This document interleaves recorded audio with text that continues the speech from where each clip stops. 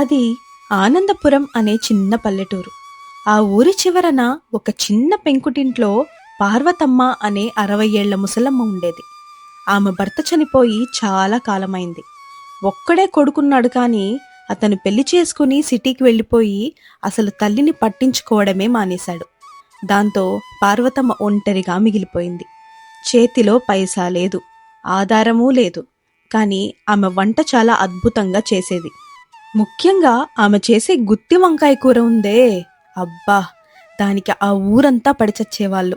ఆ కూర వండుతుంటే ఆ వాసన వీధి దాటి ఊరంతా వచ్చేది. ఆమె ఎప్పుడూ తన మనసులో ఇలా అనుకుంటూ ఉండేది, ఓరి భగవంతుడా, నాకు ఎవరూ లేకపోయినా ఈ చేతికి ఇంత మంచి వంటను చేసే అదృష్టమిచ్చావు. కానీ దీన్ని నా ఒక్కదాని కోసమే వండుకొని తింటే ఏం లాభం? నా కష్టాలు తీరడానికి, నేను ఎవరి ముందు చేతులు చాచకుండా బతకడానికి ఈ వంట నాకేదైనా దారి చూపిస్తే బావుండు అని బాధపడుతూ ఉండేది. పార్వతమ్మ ఎలాగైనా సొంత కష్టంతో బతకాలని అనుకుంటున్న సమయంలో ఆమెకు ఆ ఊరిలోనే ఉండే గంగయ్య తాత అనే ఒక ముసలాయన పరిచయం అయ్యాడు. గంగయ్యకు కూడా ఎవ్వరూ లేరు. ఊరిలో చిన్న చిన్న కూలి పనులు చేసుకుంటూ బతికేవాడు. పార్వతమ్మ పడే కష్టాన్ని, ఆమె వంట నైపుణ్యాన్ని గంగయ్య ఎప్పటినుంచో గమనిస్తున్నాడు. అలా ఒకరోజు గంగయ్య పార్వతమ్మ దగ్గరకు వచ్చి ఒక మంచి ఉపాయం చెప్పాడు. ఓ పార్వతమ్మో, మన ఊర్లో ఎంతో మంది బ్రహ్మచారులు పొలం పనులకు వచ్చే కూలీలు మధ్యాహ్నం పూట సరైన తిండి లేక ఇబ్బంది పడుతున్నారు. నువ్వు నీ ఇంట్లోనే ఒక చిన్న పల్లెటూరు భోజనశాల పెట్టకూడదా?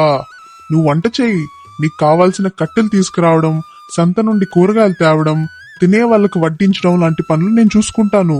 ఇద్దరం కలిసి కష్టపడదాం అని చెప్పగా గంగయ్య ఇచ్చిన భరోసాతో పార్వతమ్మకు కొండంత బలం వచ్చింది. ఆ ఇద్దరు ముసలాళ్ళు కలిసి తమ దగ్గర ఉన్న కొద్దిపాటి పొదుపు డబ్బుతో ఆ చిన్న పెంకుటింటి ముందే ఒక చిన్న అరుగును శుభ్రం చేసి చాపలు వేసి భోజనశాల ప్రారంభించారు.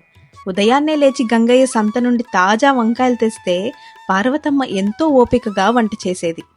భోజనశాల అయితే పెట్టారు కానీ మొదటి వారం రోజులు ఊరి వాళ్ళు ఎవ్వరూ అంతగా రాలేదు. రోజు ఇంట్లో తినేదే కదా, ఈ ముసలామ దగ్గరికి ఎందుకు వెళ్ళడం అని జనాలు పట్టించుకోలేదు.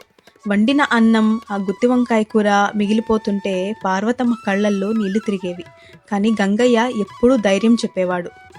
అప్పుడు పార్వతమ్మకు ఒక మంచి ఆలోచన వచ్చింది. ఊరి మధ్యలో ఉన్న రచ్చబండ దగ్గర సాయంత్రం పూట ఊరి పెద్దలు, జనాలు అంతా కూర్చొని ఉంటారు కదా, అక్కడికి గంగయ్య చేత వేడివేడి గుత్తి వంకాయ కూరను, చిన్న చిన్న విస్తరాకులను పెట్టి పంపిస్తే ఎలా ఉంటుంది అని ఆలోచించింది. అనుకున్నదే తడవుగా అమలు చేసేసింది.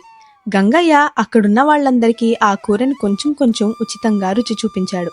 అంతే, ఆ కూర నోట్లో పెట్టుకోగానే ఊరి ప్రెసిడెంట్ గారితో సహా అందరూ ఆశ్చర్యపోయారు. మరుసటి మధ్యాహ్నం కల్లా పరిస్థితి మొత్తం మారిపోయింది. పొలం పనుల నుండి వచ్చే కూలీలే కాకుండా ఆ ఊరి జనాలు కూడా అందరూ పార్వతమ్మ ఇంటి ముందు వచ్చి వాలిపోయారు. ఆ వంకాయ కూరతో వేడివేడి అన్నం తృప్తిగా తిని డబ్బులిచ్చి వెళ్లేవాళ్ళు. అలా మెల్లమెల్లగా పార్వతమ్మ గుత్తి వంకాయ కూర పేరు పక్క ఊళ్లకు, అక్కడి నుండి జిల్లా కేంద్రానికి కూడా పాకేసింది. కేవలం ఆ పల్లెటూరు రుచిని ఆస్వాదించడానికి సిటీల నుండి కూడా జనాలు బండ్లు కట్టుకొని ఆ చిన్న పల్లెటూరికి రావడం మొదలుపెట్టారు. పార్వతమ్మ, గంగయ్యలు కలిసి ఊర్లోని మరికొంతమంది అనాథలకు అక్కడ పని కల్పించి ఆశ్రయం ఇచ్చారు. అలా ఒకరోజు పార్వతమ్మను వదిలేసి వెళ్లిపోయిన ఆమె కొడుకు ఊర్లో తన తల్లి అంత పెద్ద వ్యాపారం చేస్తుందని, చాలా డబ్బులు సంపాదిస్తుందని తెలిసి పరుగు పరుగున ఊరికొచ్చాడు. అమ్మా, నన్ను క్షమించు, నేను నిన్ను చూసుకోవడానికే వచ్చాను. ఈ వయసులో నీకెందుకీ కష్టం? ఈ భోజనశాల బాధ్యతలు నాకిచ్చేయి, నేను పెద్ద ఎత్తున నడిపిస్తాను. నువ్వు ప్రశాంతంగా ఇంట్లో ఉండు అని అనడంతో పార్వతమ్మ అస్సలు ఒప్పుకోలేదు. ఒరే నాన్నా, నేను ఏమీ లేక దిక్కులేని దానిగా ఉన్నప్పుడు నువ్వు నన్ను పట్టించుకోలేదు. నా కష్ట సమయంలో నాకు తోడుగా నిలిచింది ఈ గంగయ్య నా చేతి వంట మాత్రమే. నా నైపుణ్యం, నా కష్టమే నాకు ఈరోజు ఇంత గౌరవాన్ని తెచ్చిపెట్టాయి. ఇందులో నీకు ఎలాంటి భాగం లేదురా, నువ్వు వచ్చిన దాన్నే వెళ్ళిపో అని చెప్పడంతో ఆమె కొడుకు సిగ్గుతో తలదించుకొని అక్కడి నుంచి వెళ్ళిపోయాడు. అలా ఎవరి సాయం లేకపోయినా కేవలం తన చేతి వంటనే నమ్ముకున్న పార్వతమ్మ, ఆమెకు తోడుగా నిలిచిన గంగయ్య ఇద్దరూ కలిసి తమ పట్టుదలతో ఆనందపురం గ్రామంలోనే ఒక సరికొత్త విజయగాథను సృష్టించారు. మీకు కనుక ఈ కథ నచ్చినట్లయితే లైక్ చేయండి, షేర్ చేయండి. మన ఛానల్ని ఫస్ట్ టైం చూస్తున్నట్లయితే సబ్స్క్రైబ్ చేసుకోవడం మర్చిపోకండి. Thank you very much for watching.